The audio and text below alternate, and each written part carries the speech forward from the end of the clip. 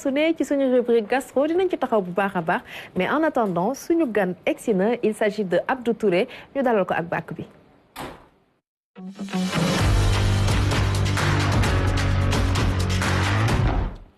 Abdou Touré wala tonton vert ban nga ci préféré ma dalal la jàmm ci plateau bu Salimto maa ngi leen nuyu di la ziar. soxna si maa ngi gërëm di la sant tonton vert Abdou Touré buuju maan boo si jël baax. ba bàyyi la nga nuyu téléspectateurs yi. waaw maa ngi gëm di leen sant di nuyu téléspectateurs yi di nuyu seen naataango yi fi nekk Jobaz Asana ak équipe technique bi. di nuyu buuju maan yi waa Quartier Vert Challenge. di nuyu askanu tonton vert sur les réseaux sociaux waa Twitter maa ngi leen gërëm di leen sant. ñoo gën a tàng ñëpp. boole si waa TikTok bi ma jaajëfal naa ne ñëpp ak communauté ak sénégalais yëpp nag j'espère que ñëpp a ngi si woote président bi. lu xew lu xew si leen. couleur bi. waaw couleur bi xam nga. man de pour la première fois ma gis la ak couleur bu dul vert. waaw tey moom couleur bi faw ma soppi ko tuuti quoi. code la faw ma soppi ko code la. faw ma soppi ko quoi xam nga gars yi dañu defe ne environnement. vert rek la. waaw. waaye xam nga l'économie bleue si la bokk. ça c'est sûr. muy ndox meeg. zone humide yeeg. yëpp si la bokk. waaw il faut nga leen siy ndox bu amul sax gàncax gi du fi mën a ne. muy noonu. ci foofu la ñuy des ñu xàmmee la bu baax ci réseau yi nga lancé il me semble en 2019 Quartier Vert Challenge lan moo nekkoon motivation bi sachant que amoon nga sa ay yeneen activités yoo doon def mais nga boole ko quand même ci sa calendrier. waaw jërëjëf bon question bu am solo en 2019 li tax ma jékki-jékki lancé Quartier Vert Challenge mooy que ne. dama yàgg def observation comme dama yàgg militer depuis ma nekk xale. si mouvement yeeg association de jeunes yeeg yooyu. mais may dem di dem je savais que ne tôt ou tard je devais faire quelque chose lu mel noonu mais déclic bi ñëw 2019 parce que après avoir sillonné beaucoup de pays à travers le monde. dox si biir Sénégal ñu jógee camp climat. bi ñu demee camp climat ñu def fa ay formations yu bari ak ay réseautage mobiliser beaucoup d'associations et beaucoup de nationalités.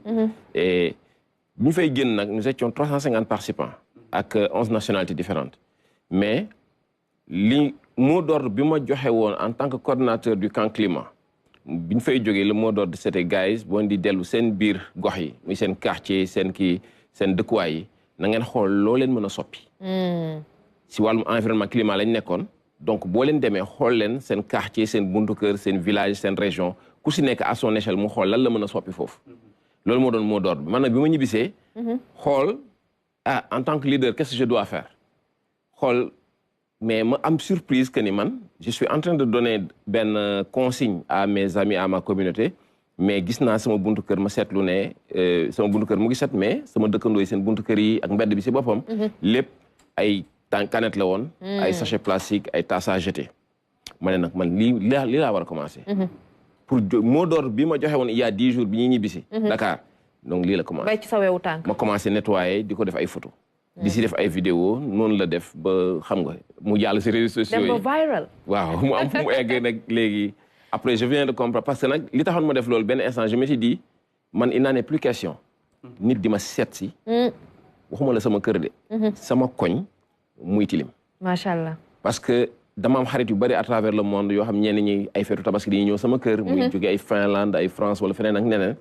te ñooñu fañ ma ñu accueillir seen dëkk. c'est magnifique. et li ma mën a respecter mooy bu ñuy ñëw sama kër. yoon ba ñuy jaar mu normal mais man tamit samay doom fu ñuy génn di fa foo ak seen i morom. surtout ak yoon ba ñuy jaar pour jàngi bëgg naa samay doom màgg si cadre boo xam ne bii loo bokk na si lu yoo xam ne da leen di defar seen mindset et ñu bëgg lu set. macha allah te mu sécuriser leen en même temps duñ daw salté duñ daw ndox bu tilim duñ daw pont duñ daw dara. c'est important Hassana mu mel ne donc camp boobu moo jur challenge boobu nga xamante ne yaakaar naa ne ñëpp war nañ ko roy. non ñëpp war nañ ko roy te yaakaar naa ñu bëri ñoo ngi koy roy ñu koy félicité bu baax a baax moom Alaaji Buuju Maan yi moom ndax moom moo jiite Buuju Maan yi nekk ci biir Quartier Vert Challenge yëpp. alors Abdou man benn wax la am est-ce que c'était facile au début. am adhésion ñi xam ne ñoom ñoo nekk sa wet parce que d'habitude on voit que ne Sénégal mën nañu wax loolu gongo waaye pour ñoom ñu dugal seen loxo ci mbalit bi setal c'est difficile. waaw pour sénégalais wax gongo yomb na. pour mobiliser leen c'est très difficile. ñu ngi koy dund nii si initiative yi ñu taxawal muy Quartier Vert Challenge muy Sénégal vert il y a énormément de gens qui nous demandent suñuy comptes réseaux sociaux wala WhatsApp pour dugg ci biir il y a des milliers de personnes. mais boo wootee. maximum tu vois 20 wala 25 personnes. donc au début yombul woon. yomboon na parce que man au début bi ma koy commencé nag pour dire vrai. j'avais pas commencé pour ne nit ñi kaa leen ñu def. xalaatoon nga mu am engouement bi. non non. Je ne l'ai jamais fait musuma sax woon nit ñi ne leen kaa leen def. Et les gens m'ont beaucoup critiqué sur ça dès le début. Et c'est là-bas que j'ai compris que je viens de tenir le bon bout. Au début au Sénégal nit bu daan def ay clean-up ay jëmbat garab day woote woo quartier bi ñëpp génn. pour mu def. Et moi je me suis dit non non.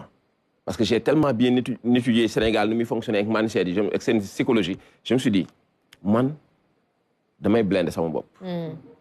ma def li may def et du ma jéem a xool keneen lu muy def ak lu muy kii. man l'essentiel je commence maa ngi ci. même sama waa kër je ne les disais pas que génn leen ñu liggéey. dañuy xëy fekk moom ma nettoyer après sama dëkkandoo yi waa Abdou doo ñu woo ñu jàpp si man leen je ne le ferai jamais. vous avez votre samedi. vous devez vous réveiller jël seen temps grasse matinée yéen a xam ndékki man daal ku jóg fekk ma liggéey ba pare boo mënee dolli nga dolli. mais je ne réveillerai personne. et depuis lors loolu laa commencé. donc au début ce sont pas mes voisins yi ñoo xam ñoo doon génn déedéet. au début man maa doon génn jékki-jékki sama soxna ak samay doom di génn. après sama petit frère yi génn sama papa sax da si doon bëgg jàpp. macha allah et petit à petit nga gis sama dëkkandoo yi tamit commencé ñoom tamit di def la même chose muy dem di dem ba koñ bi ruelle bi yëpp nekk normal. aujourd'hui dëkkatuma si ruelle boobu. mais démb maa ngi fa woon samedi maa ngi fa woon mais saa yu ma ñëwee damay kontaan ba nga xam ne parce que tout le temps mu gisat. macha allah ñoom ñu ngi koy continuer. gis nañu ruelle bi nekkoon fële Mariste Diobass il me semble bi ñu ko wanee woon ci en bref bi ak Xasana internautes yi apprécier ko bu baax mu mel ne tamit sénégalais yi même bu fekkee ne physiquement appliqué guñu ñi ngi quand même apprécier li nga xamante ne mi ngi koy liggéey. maam mu nekk lu am solo loo xamante ni tonton Véro je pense exemple la ci bu mat sëkk.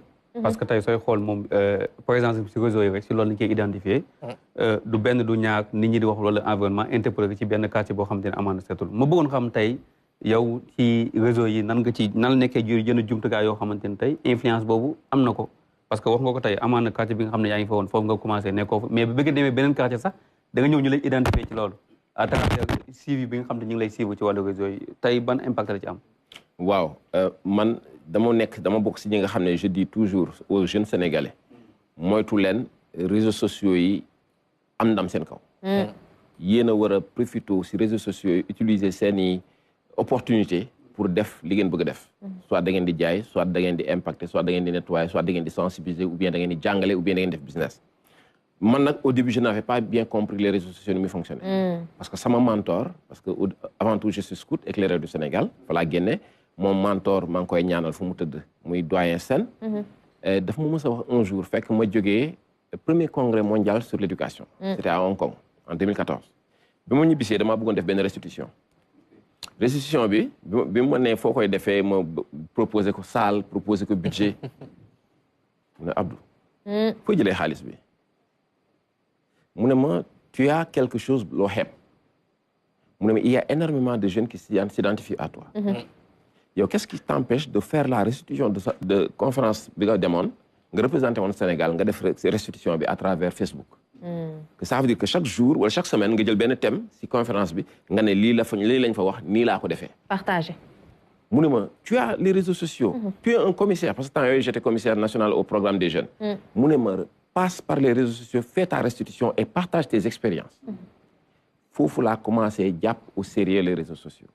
et bi ma ko commencé def ma gis engouement bi ci jeunes éclaireurs yi am ñeneen ñu dul éclaireur ma ne nag maintenant moi sur les réseaux sociaux dootuma fi toog pour wax du n'importe quoi lépp lu may bëgg a transmettre pour sensibiliser ou bien yokk nit ñi ay possibilités ay débouchés j'utilise les réseaux sociaux parce que je n'ai ni télé je n'ai pas de média lu ma am mooy maa ngi fay connexion boo xam ne bii soo xoolee bu baax amul njëriñ parce que tu passes tout ton temps à discuter avec des amis sur les réseaux sociaux ñu ngeen di nemmeeku wante mais lan ngay impacter de manière positive à ce que nit ñi mën ko utiliser. aujourd'hui bi ñu demee ba si biir nag yooyu dafa ñëwaat sama xel. et on s'est rendu compte aujourd'hui Quartier Vert Challenge est dans 17 pays d'Afrique. macha allah yoo xam ne mosuma fa teg sama tànk. parce que ñenn ñi si ay missions professionnelles laa fa duggee. mais on voit aujourd'hui que impact bu mu am sur réseaux sociaux yi. Et beneen affaire aussi je me suis inspiré des gens comme Demba Gueye les Cheikh Fall sur les réseaux ñoom tamit ay ñoom Nati Seydi ils m'ont beaucoup conseillé pour me dire bro tu sais TikTok bi ngay ragal a dem bu ko ragal non mu ne ma gars yi ñoo ma ne paramétral ni nga ko bëggee yow c'est ça nga xam climat environnement mais aujourd'hui je pense que TikTok fait partie aujourd'hui des réseaux yi nga xam ne mooy gën a joxe sax impact ci Quartier Vert Challenge parce que aujourd'hui bi ma demee Côte d'Ivoire invitation Banque mondiale j'ai présenté le projet des femmes. Femmes yooyu ñoom ñëpp sur TikTok laa xamee. macha allah. et aujourd'hui dañoo am classe de micro-jardinage boo xam ne day def plus de 3000 personnes. et ñoom on se retrouve on fait des formations on fait énormément de choses moo tax dañ ma ne dama si ñoom laa jàngee sama gars yooyu que ni quand tu y a un outil utiliser ko yow si li nga nekk. ne t'occupe pas des autres ni ñu koy utiliser. yow fexeel am toujours ce impact fooy jaarale tes communications tes choses pour impacter beaucoup plus. donc actuellement sur les réseaux sociaux moom je dis machallah ça passe bien tey rek maa ngi koy wax sànq bi ma toogee nii maa ngi koy damaa ñëw tey suba ma jaar gaaru Caaroy TER bi mu am ñaari auto police yu ñëw rek gaare subitement maa ngi taxaw di leen xool ñu wàcc def seeni bagage commencé ñëw wër ma jaar si man ak bi kenn ki leen nekk mooy seen chef jiite leen daa ñëw ba ci man ne ma monsieur environnement ndeysaan après continuer keroog si jam ñaajo tamit benn gendarme ñëw na jàpp ma si loxo ma def ko samay papier mu vérifier ñëw téye ma si ruq naan ma grand gis nañ li ngay def rafet na jàpp ci continuer bul bàyyi donc je me dis benn instant c'est beaucoup de fierté que un Sénégalais puisse faire cela. Touré fierté boobu maam nga baal ma parce que xam naa ne waxtu boobu ñuy fa mais fierté boobu nga am ay ndaw dañ la ci sopp ñenn dañ la def sax royukaay pour dire la vérité est-ce que yaa ngi ciy xaar benn consécration parce que bon je dis ce que tout le monde dit sur les réseaux muy yow muy Ninthié ñu ngi koy ziar bu baax junior ñëpp nee nañu li ngeen def donc diggante 2019 clean up challenge ci jamono boobu ba léegi mérité ngeen au moins benn médaille boo xam ne nguur gi mën na leen ko jox par rapport ak service rendu à la nation est-ce que yow dafa nekk ab mbir moo def sa xel ou bien tu te dis man comme tu te dis tout le temps li ma amal solo mooy ma am naa impacté rek. waaw je pense xam nga man école bi ñu ma formé ak université bi ñu ma formé daa wuteeg ñeneen ñi fi ñu leen formé. man je suis un scout. je suis sorti de l'université du scoutisme. scout boobu bëggoon naa xale yu bëri fii nii amuñu chance malheureusement def ko ndax yaa ngi xalaat itam boole leen ci ndax doon na ay valeurs yoo xamante ne buñ ko intégré amaan na duñu sànni ci mbalit te yenn incivisme yi ñu gis duñ ko def. waaw man bi may nekk commissaire au programme ak ba nii on a toujours dit que ne le scoutisme dafa war a nekk loo xam ne lii dañ ko war a inscrire dans le calendrier si programme éducation nationale. parce que ñoom ils font éducation non formelle. te éducation non formelle am na tey boo demee pays anglophone yi boo xoolee yenn civisme lu tax ñu ngi boo demee Kenya par exemple am na école yoo xam ne seen kit de fourniture. bu école ubbee tout ton matériel scout da siy bokk. c'est intégré collé avec éducation nationale. ñoo bokk calendrier tout au long de l'année. éducation nationale école dans les 4 murs la scoutisme école hors des 4 murs la. citoyenneté la su ma ñëwee si Asana question am mënuma xaar consécration. xam nga lu tax. man dama def sama promesse. j'ai promis de servir à vie. j'ai promis d'être un scout modèle. j'ai fait ma promesse pour dire que ne dañ ma ne fépp fu la sa dëkk fépp mën a taxawal sa dëkk. ak lépp loo war a mën defal sa dëkk da nga koy def. parce que loolu promesse la engagement personnel la boo xam ne bi ma koy def. j'ai juré mais reconnaissance quand même. waaw mais xam nga reconnaissance nit doo toog naan damay xaar reconnaissance. parce que aujourd'hui li may mobiliser ci moyen li may mobiliser ci ay nit mais man je pense aujourd'hui man en tant que Abdou Touré et j'en profite pour dire vice-président du consortium Jeunesse Sénégal man aujourd'hui sama mission c'est d'impacter les jeunes mais d'influencer aussi la décision des décideurs. man aujourd'hui su ma amee ay moyens avec mes partenaires je préfère les amener gis le ministère de l'environnement gis le ministère de la jeunesse gis le président jox ko suñuy moyens que di xaar ñu ñuy jox médaille. mais yéen a ngi collaboré quand même. bien sûr man mën naa ne bi ministère de l'environnement yéegi ils nous ont reçus on a fait benn audience ñu recevoir ñu dégg ñun li ñuy liggéey yëpp.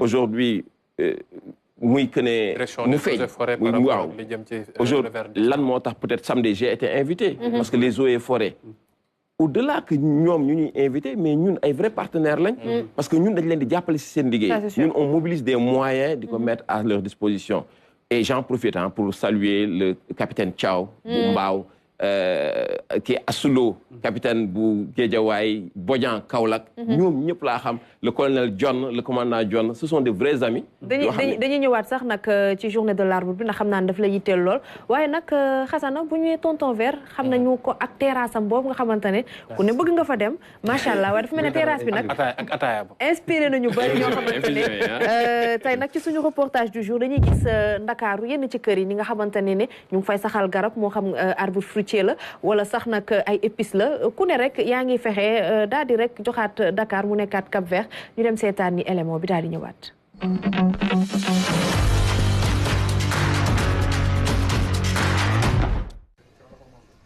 saa yu xëyee ci jardin bile lay nekk di fi def liggéey bu am solo moom nag espace vert bi mu war koo defaraat ba mu baax li ni mel nekk liggéey bi nga xamante ni neex na ko lool lii di jardinage d'intérieur wala sax potager d'appartement nekk li nga xamante ni file ci Dakar bëgg nañ ko lool. yi depuis bu ma juddoo maa ngi leen fi fekk.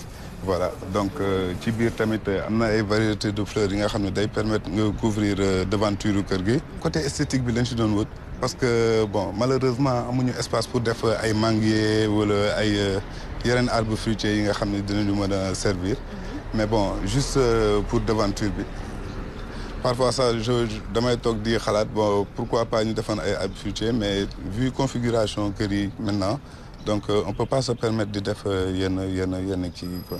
fii ma nekk nii non seulement cadre boo xam ne bii nii dañu ay fleurs dañu wër mais aussi dafa nekk loo xam ne lii dafa am importance ci liggéey nit ki importance bi ñu ngi koy mesurer ci ba nga xamee ne bi nit ñi sax bu fekkee ne liggéeyuñ heure yi ñu leen imposer dañuy bu ñu buggee liggéey dëgg am concentration dañuy bugg ñëw CSE parce que fii dafay non seulement dafay calme mais fu ay gàncax ne fu ay plante nekk donc fay sentir ne air bi ngay respirer c'est beaucoup plus agréable. ci ëttu kër gi ci balcon bi wala sax ci terrasse bi fépp la ñuy def jardin di fa bay ñile buñ koy def ngir am taar ñii dañuy ji ay garab yuy faje wala sax lu ñu mën a lekk.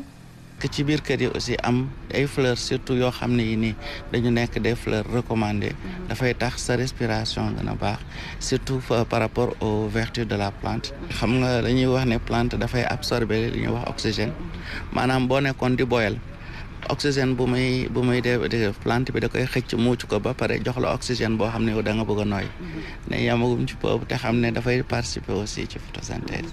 verdure bile nekk li nga xamante ni dina tax kër gi di féex lool li ñu soxla mooy rek fuñ ko def waaye itam plan yi nga xamante ni moo méngoog bërëb ba leneen li nga xamante ni itam nekk na si lu am solo mooy entretien bi waaye itam arrosage bi. ñu jaajëfal bu baax Claire Diop ci élément bu am solo bi nga xamante ne defal nañu ko tonton Vert xam naa ne soo gisee bërëb yu taaru yooyu dina la fàttali tuuti sa kër waaye tamit dina gën a tax nga am satisfaction ci gis que ne am na ñoo xamante ne ñi ngi wëy di saxal garab seeni kër daanu naa taseeg ay garabu gerte tubaab garabu cerise waaye nag tumuranke na loolu jamono yi Dakar. waaw tumuranke na arbre fruitier si boppam fruits sauvages yooyu tumuranke na Sénégal merci beaucoup si vidéo bi ngeen jàlle léegi très joli yooyu moom kër yu taaru yu mel noonu moom daf may neex donc yooyu moom bokk na si loo xam ne lii supposons comme démb reboisement bi ñu def au lycée Lamine Gueye 100 arbres fruitiers lañ planté 100 arbres fruitiers dans le lycée lycée Lamine Gueye dafa ngande te les comités des anciens dafa nekk teg benn programme en œuvre pour que vraiment les élèves qui jàngee lycée Lamine Gueye ñun waa quartier Vert Challenge mën leen accompagner durant toute l'année. Ban fruit ngeen choisir? Comme le président de la République, on a mis des manguiers, on a mis des baobabs, mais après, on a mis des cerises rouges, des grenadiers, des citrons, des goyaviers, pommes cannelle. On a mis énormément d'arbres fruitiers. Ces élèves seront vraiment choyés. Machallah. Ndax yaa ngi liggéey tamit ak yeneen organisation yu mel ni ISRA pour mën a xool peut-être transformation yenn plantes yi wala sax daal di koy dugalante ba nga am qualité boo xamante ne dafay mucc ayib. waaw xam nga ñoom ay scientifique lañ am naa fa ay xarit nag bon mais officiellement ay collaboration amul mais j'ai beaucoup d'amis là-bas muy ISRA di IRD dañuy collaborer dañuy waxtaan dañuy échanger sur lu bari loo xam ne lii pour gën a renforcer sama liggéey la waaw. macha allah alors association de femmes yi nga xamante ne bëgg nañ formation bëgg nañ yëngu ci wàllum maraîchage ak yu ni mel est-ce que da ngay liggéey ak ñoom da nga leen di jox formation wala dafa am feneen foo leen di orienté. waaw ñun dañ leen di defal formation en micro jardinage. am nañ aussi luuma ak tontine. boo xam ne bii comme maire yi ni def calebasse. calebasse boo xam ne bii c'est pour équiper seen kër yi parce que nag ñu bëri dañu bëgg def microjardinage parfois duñu am moyen bi ñii dañuy am problème table ñii dañuy am problème substrat wala biopesticide mais loolu on s'est organisé de telle sorte avec femmes yooyu noonu. D'ailleurs, je les ai présentés à l'ambassade de France bientôt. Parce que def nañ ko ak la Banque mondiale. Ñu ngi xool nu ñu leen di gën a accompagner mais aussi yaatal ko dans les régions. Parce que sur TikTok nous avons une communauté de femmes yi nekk dans les régions. Bien sûr. Masterclass bi ñu mujjee def man damaa tiit. Il y a eu ay femmes yu jógee Kaffrine. Ah oui. yi jógee Saint-Louis yi jógee Touba ñëw à Guédiawaye yendu te ñoo paasal seen bopp. cotiser pour añ. macha allah donc ñu ngi siy jàpp. man mi am sama terrasse bu ndaw nag bëgg garab ban nga may conseiller. man toujours ñu gars yi bëgg a def garab wala plante seen kër. dama la naan lan nga bëgg yow plante. lan nga bëgg yow nga xam de temps en temps sa kër boo wàccee nga gis ko di nga ko bëgg dindi consommer ko. ngun-ngun mu nekk looy lekk voilà mu ngi noonu de ak looy lekk muy ngun-ngun. muy menthe wala ay salade. wala aloe vera bu ndaw aloe vera fajoo ko. aloe vera bu ndaw du la faj. parce que aloe vera dafa am temps de maturité. d'accord dafa am foo xam ne bu fa demee ba tollu fa ba punkal. boobu ngay dagg kii bi dindi pulpe bi. xam nga bu boobaa nga mën ko utiliser mais dafa am na ñoo xam ne dañuy jël aloe vera 2 jours ñu commencé ko 8. maa ngi nii toog challenge bi. mais nous sommes ouverts hein bañ nañ ko ba kii bi groupe WhatsApp yi ñu def dañ ko defar de telle sorte que. ñun da ngay xool ne tey du ay question buuju maan rek a si nekk. mais dañ koy tuddee noonu pour yombal affaire bi mais da ngay am na ay cadre ci biir. des informaticiens ñi nga xam ne ay suñu CMI la. ku si nekk ay groupe la ay groupe de travail yoo xam ne façon. profil bu nekk la ñuy recevoir. am na benn numéro unique pour ñu joxe ko. 406 22 22. 77 406 22 22. ku ñu si bind sur WhatsApp mën nañ la jox les liens. nuyu sa CM bi parce que yéen ñaar da ngeen di xuloo rek. nga nuyu itam ñoom Jibril ak ñoom. waaw sama gars yi sa opposant principal. waaw xam nga rek sama gars yi waa Twitter dañoo garaaw mais noonu maa ngi gërëm ñoom Lamine di gërëm ñoom Jibril Seydina. ñoom Nabila undu yooyu xam nga ay. gis nga Nabila lu mu def quartier am. waaw Bastos macha allah il fait partie des modèles. de quartier vers Chane des ambassadeurs yi nga xam ne jot nañ transformé. seen quartier bu mu mel noonu. di gërëm ñoom Aboubacry di gërëm CM bi suñu CM quartier vers Chane bi dama koy waaj a dàq. dinaa lancer appel d'offre pour dàq ko parce que temps yi liggéeyul mais bi mu gisee damaa war a gis président la commencé di tweeter di def ay mbir bon xam nga ak vidéastes yi ñoom Mati. jigéen ñi am jàmbaar mais am na benn femme. dafa ma laaj sànq bi ma toogee fii bind ma dafa gis affiche bi rek mu bind ma. mu ne ma boo demee man yëmbal nord laa dëkk. sunu zone bi mu ne ma man damaa dëkk foofu. mais fi ma jàkkaar lool dañ may sottil mbalit. damaa bale bay bëgg a dee. damaa wax bay sonn waxal si autorités yi. préfet la wala gouverneur kan moo war a mën a ñëw jàppale ma. parce que fu mu nekk nii sonn naa j'ai perdu 2 ans ngi nii ma dëkk fi. mais lu ma defar ñu yàq ko parce que ñii dañ may taxé sax ne tubaab laa. waaw te set ñëpp ko moom. set ñëpp ko moom. mu ngoog mbokk yi alors dañ leen di dégtal numéro info utile léegi juste après.